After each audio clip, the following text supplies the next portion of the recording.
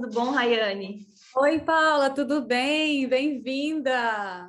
Obrigada, que prazer estar aqui com você. Desculpa esse atraso. Que prazer te ter aqui hoje conosco. Estou super feliz. Gostaria que você pudesse se apresentar, contar um pouquinho quem você é e o que você faz. Tá bom. Então, antes de mais nada, eu vou agradecer mais uma vez o convite. Estou muito feliz de estar aqui.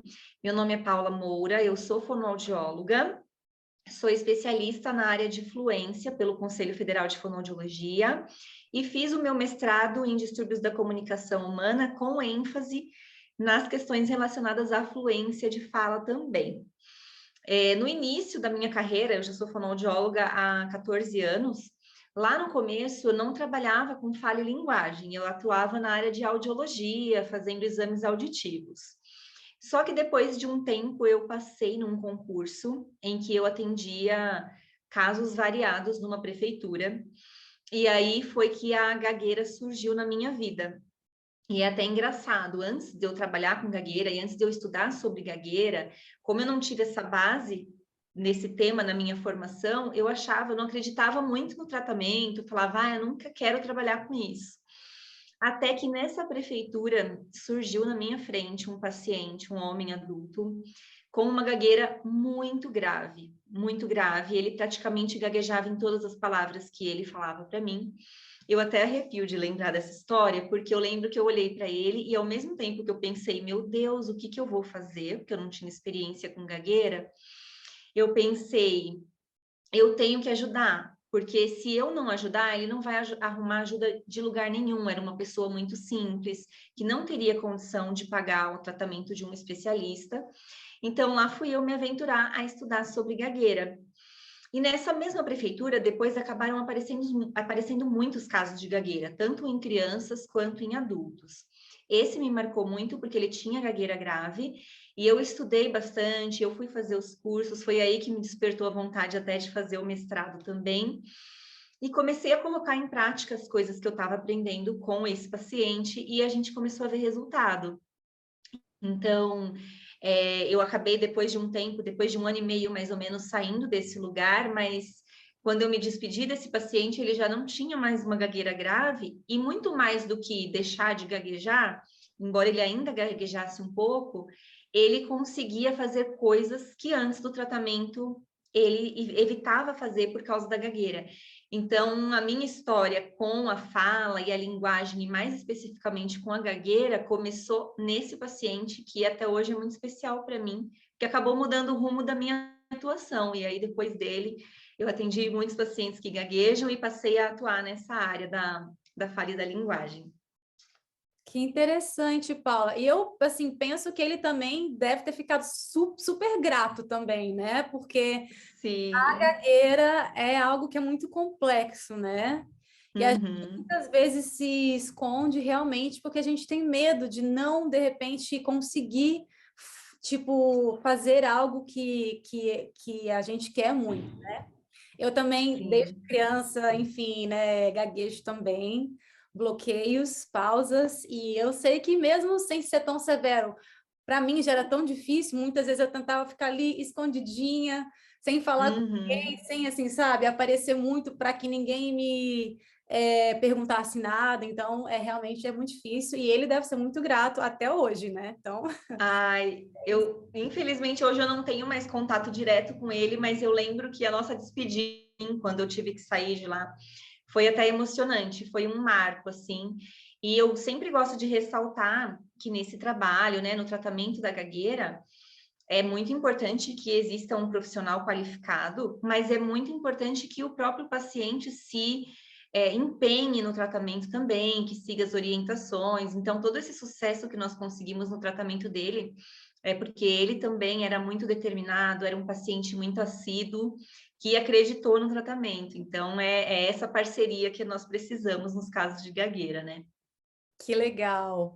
E assim, para quem às vezes não sabe muito sobre esse tópico, o Uhum. que é a gagueira e quais são as principais características? Tá. A gagueira é um distúrbio da fluência de fala. Então, o que é uma fala fluente? Eu vou partir da fluência para explicar a gagueira. A fala fluente é aquela que flui sem esforço, com continuidade, ou seja, não tenho interrupções nesse fluxo, e de forma natural e espontânea. Eu também não preciso ficar pensando muito no que eu vou falar. Eu simplesmente falo de forma fluida, né? Isso é fluência.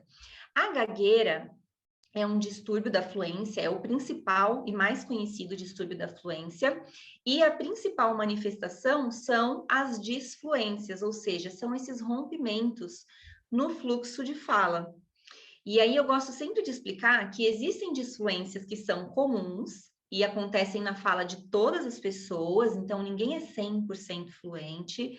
Pode ser até que aqui durante a nossa entrevista eu apresente algumas disfluências, como, por exemplo, uma hesitação, ou tipo assim, né, aquelas interjeições, e isso é comum. Na gagueira, o que é mais evidente, o que é a principal manifestação, são as disfluências que nós chamamos de gagas, que são aquelas que geralmente interrompem no meio da palavra.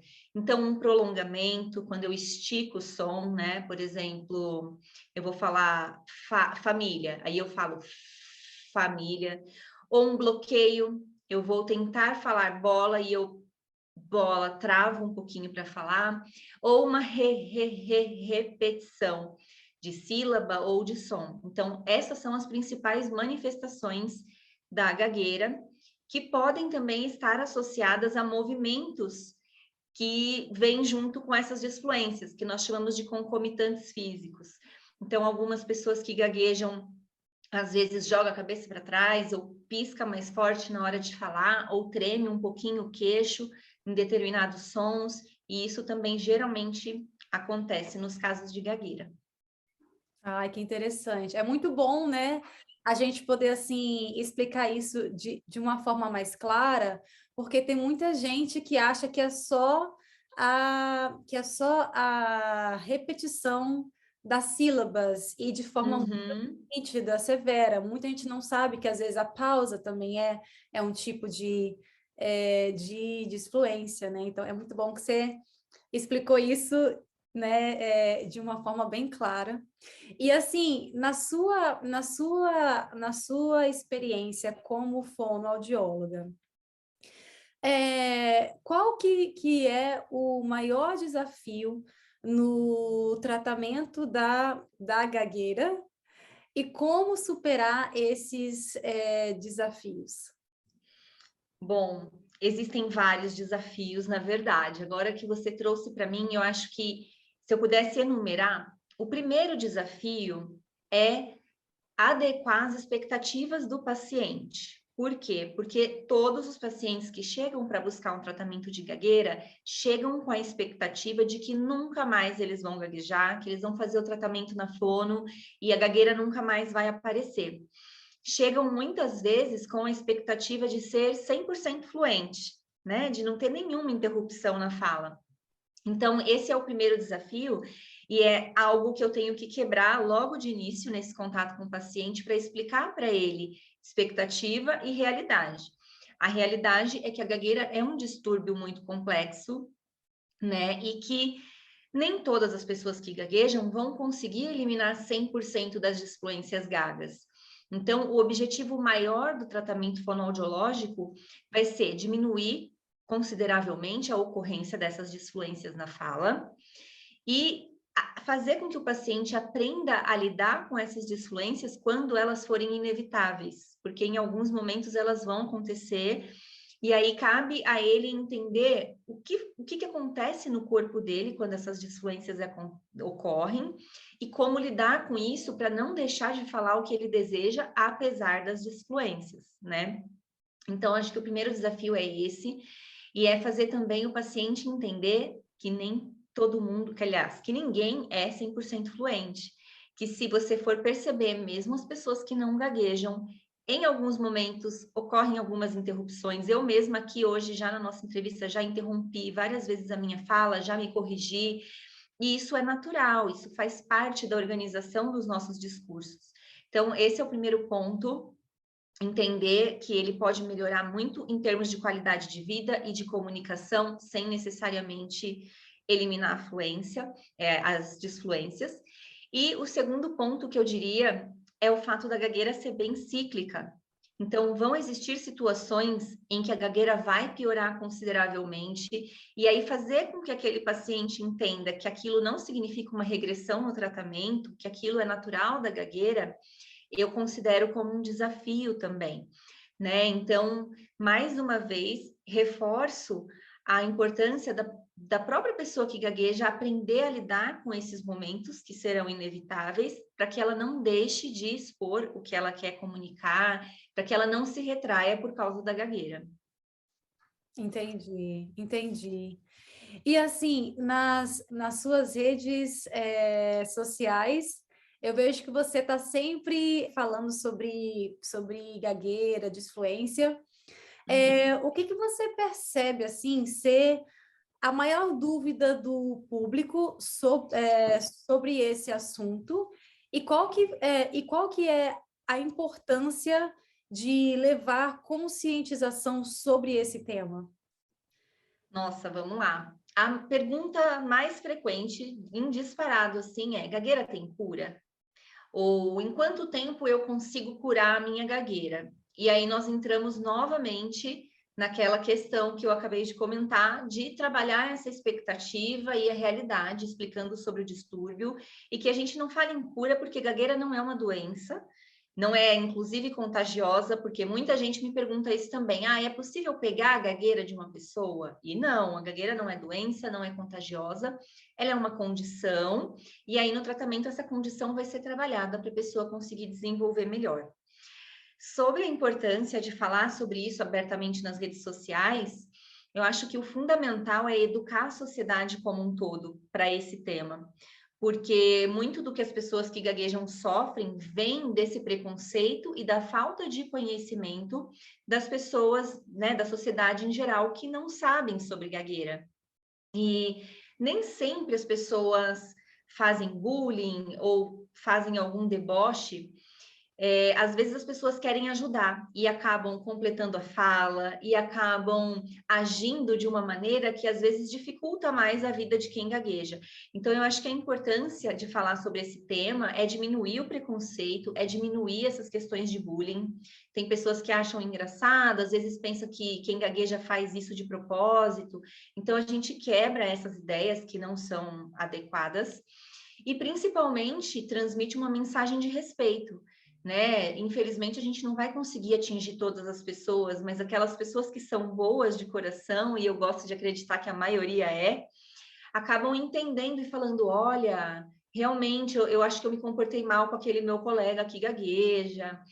Esses dias até eu recebi a mensagem de um amigo meu que trabalha num café lá na Austrália, e ele falou para mim que o cliente foi fazer o pedido para ele e começou a gaguejar. E aí ele lembrou das orientações que ele viu nas minhas redes sociais e esperou tranquilamente até que a pessoa conseguisse finalizar o pedido e atendeu normalmente, sem demonstrar alguma angústia ou acelerar a pessoa para falar logo ou tentar completar a fala dela. Então, eu acho que é isso que traz o maior sentido para o meu trabalho, é educar as pessoas para aceitarem essa dificuldade e saberem como lidar, respeitando quem passa por isso, né? Com certeza, porque assim, é um assunto que poucas pessoas falam, né? E realmente as pessoas não sabem muito sobre esse tema. Eu acho que levar conscientização de que gagueira não é piada e realmente não tem graça é um desafio, né? Porque não só que não seja piada, com isso vem tantos outros, tipo, conceitos errados, preconceitos né? errados, né? Assim, que aí as pessoas acham que quem às vezes gagueja não é tão inteligente quanto alguém que não gagueja. E aí você já entra em uma área, às vezes, assim, profissional, uma área mais séria, que impede que a pessoa tenha, às vezes, certos cargos, não porque ela não possa, não porque ela não tenha competência para aquilo, mas porque, às vezes, um chefe que não sabe o que é gagueira percebe que ela tem uma dificuldade e acha que ela não é tão competente quanto ela é. Então, assim, isso às Uhum. vezes gera tanta coisa que se as pessoas não falarem mais sobre esse tema, a gente vai continuar assim, né? Então, obrigada por ter pessoas assim, como você, que falam abertamente, que falam e que, assim, explicam também o que é a disfluência, como que isso, assim, afeta as pessoas que gaguejam, porque isso é extremamente importante.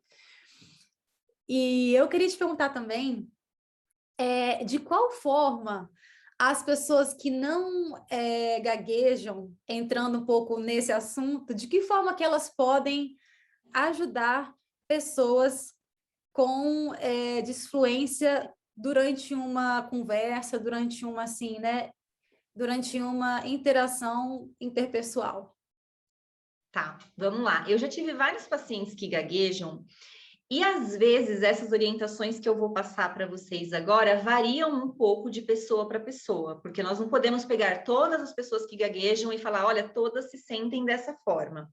Mas o que eu vi, assim, da maioria dos meus pacientes, de relatos que eles traziam para mim, é que eles não gostam de ser interrompidos. Então, a melhor coisa que alguém pode fazer é ouvir com atenção até o final o que aquela pessoa tem para dizer. E mais do que ouvir, é ouvir com paciência e sem demonstrar que está angustiado com aquela situação. Porque o que é muito comum de acontecer, ou a pessoa vai completando a fala e não deixa a pessoa que gagueja concluir, ou ela não completa a fala, mas ela está assim, ela está um olhar tenso, ela está comunicando com o corpo e com o olhar dela que ela está angustiada com aquilo, ou ela vai fazendo algum gesto, ou às vezes dá um tapa na pessoa que gagueja para ver se destrava ali a comunicação, então tudo isso vai ser ruim. O que de melhor as pessoas podem fazer? Respeitar, ouvir com atenção até o final e ouvir de forma natural, como se estivesse conversando com uma pessoa que não gagueja também, sem demonstrar essa ansiedade.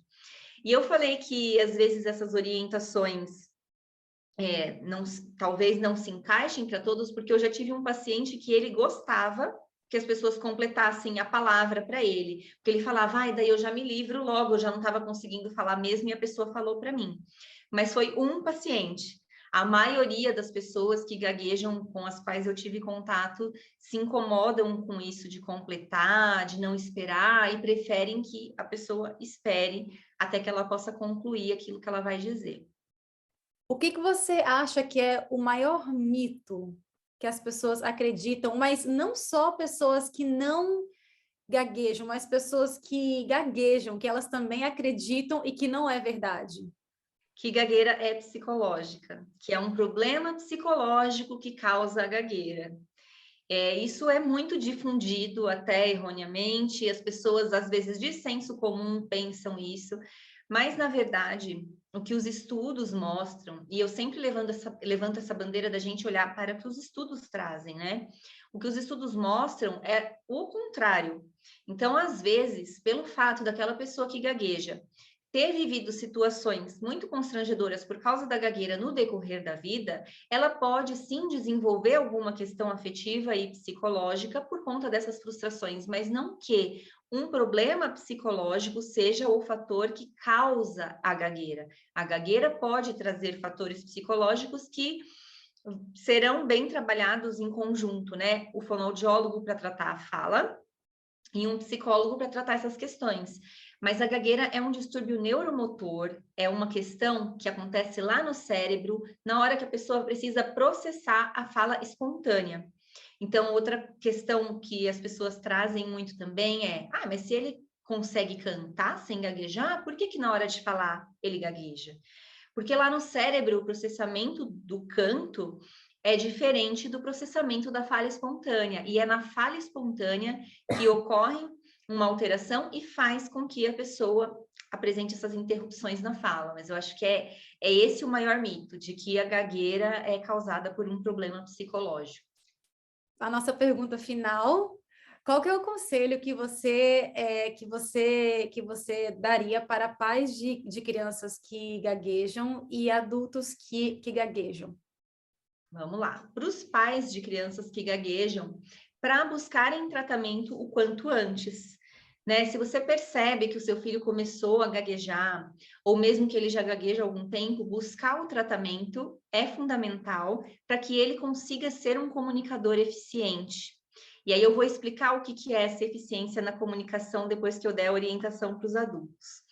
Para os adultos, eu vou dar a mesma orientação de buscar tratamento, mas principalmente de eles acreditarem que eles podem se desenvolver enquanto comunicadores. Olha só, você é uma pessoa que gagueja, você está aqui me entrevistando super bem. E as influências aparecem um pouquinho aqui de vez em quando. Isso não impediu que a nossa entrevista fluísse super bem e que a gente conseguisse passar informação. Então, muitas pessoas que gaguejam, e eu vejo isso inclusive nos meus comentários lá dos vídeos do YouTube, elas se retraem totalmente porque elas acham que não podem fazer determinadas coisas por causa da gagueira. E um exemplo que eu gosto de dar, assim, agora, é que o nosso presidente, não, o presidente dos Estados Unidos, o Biden, ele é uma pessoa que gagueja.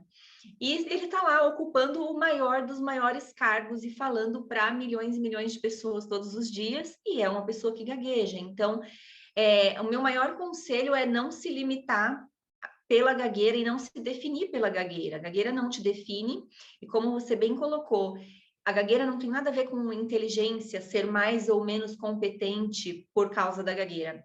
Então, é se colocar mesmo como comunicador. E aí, eu até comentei esses tempos atrás, uma live que eu fiz lá no meu Instagram, no dia da Atenção Internacional da Gagueira. Eu fiz uma live, mas eu mudei o foco da gagueira. Eu trouxe mais questões relacionadas à oratória. A oratória envolve aspectos comunicativos que vão muito além da fala. Então, se a pessoa que gagueja fica focando na disfluência dela, no quanto que ela bloqueou ou repetiu, e achando que isso define uma boa comunicação, eu gosto de trazer todo o repertório que existe em volta da comunicação. A nossa linguagem corporal, a nossa expressão facial, o tom da nossa voz, o quanto a gente modula a voz, o conteúdo que a gente está expressando. Então, existe uma série de aspectos comunicativos que todo mundo pode desenvolver, todo mundo pode trabalhar, inclusive as pessoas que gaguejam.